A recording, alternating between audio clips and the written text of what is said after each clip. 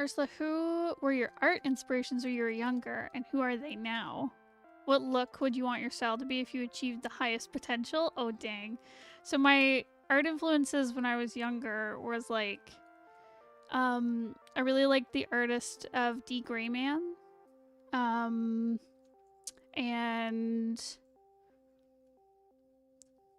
I still love. I loved Koei Kun's art. He has really cool stuff. I love Gigi Gigi's work, who does Cucumber Quest, which we're always talking about. Cucumber Quest, that's over. Sorry, you're right. Did Cucumber Quest. Who else? Who else, Ursula? I really like the King of Thorn manga. Mm-hmm. That's like my inking goals. Tell us about it. It's so good. Tell us more about it than just that. Why is it good? It uses so I find with a lot of manga, I mean, part of it is I read a lot of like shoujo manga, and romance stuff, which is a lot more like light and fluffy, but I find it relies heavily on like screen tones and really light line work. Like everything is very white and very like light and airy feeling, which is great because like I love it for things like, you know, Sailor Moon and stuff. Like it's beautiful. But I found with King of Thorn, which admittedly is like a horror action comic, it didn't rely a whole bunch on screen tones, and it used really stark black and white, and it also has like a cool story that I really enjoyed. But yeah, really, really cool stark inking stuff that I really enjoyed.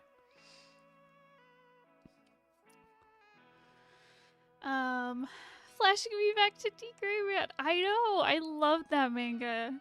It was so good. Oh my god, Did it it work? responded. It just took a long time. Thanks, Nightbot. That was very incredibly delayed. That was so delayed. Nightbot, slow. Okay. We're gonna be nice to Nightbot. Ursula, did you start out drawing panels traditionally and then transfer them to digital? It's much easier for me to plan out panels like that. That's how I started. I went fully digital after a while, but with Sovereign, I'd pencil everything traditionally and then I'd ink and color digitally. But I found it was just faster for me personally to switch to full digital after a while.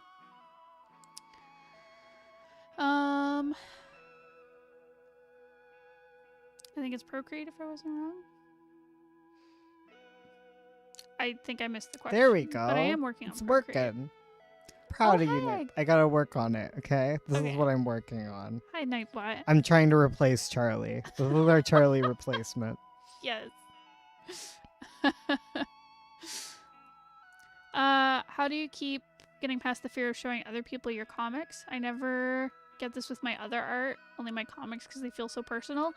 I feel that way about my writing. And I'm fine showing people my art, but as soon as I show people my writing, I feel so nervous. So I totally understand where you're coming from, where like sometimes it's really hard to show like your stories, and I'm sure other people feel this way about different like art stuff they work on. But I totally get you. I think it might help to show it to like someone you trust, because putting it like in front of like a whole bunch of people. Oh my god, that's too fast. We gotta work on this. Nightbot, come on. Nightbot, chill. No one's talking. Wait, it's not enough talking for this.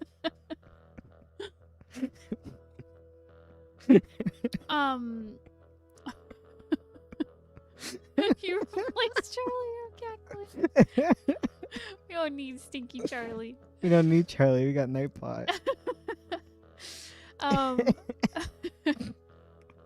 forgot what I was talking about. Dude, I'm sorry. It's okay. Oh, right. Showing to someone who you know will be like kind to you is probably a good stepping stone to like showing like the world your comics. Because what will probably stop you from ever sharing your comics is if you share it with people like who will jump to like criticizing you when you're not ready yet. So definitely try to soften your first experience showing people stuff as much as you can. Like show to your friends, show to your significant other, someone who's gonna like hype you up. Because I'm sure your comics are great. You just gotta show people who love you, you know? I'm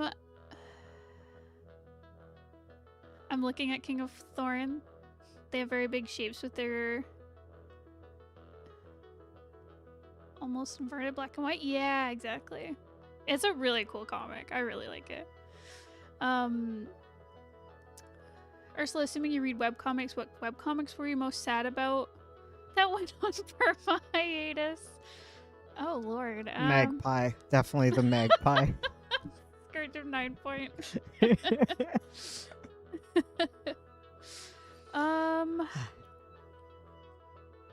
I remember I was pretty sad when Hannah's Not a Boy's Name went on hiatus. Oh, I remember that one. Yeah, because I really like that comic.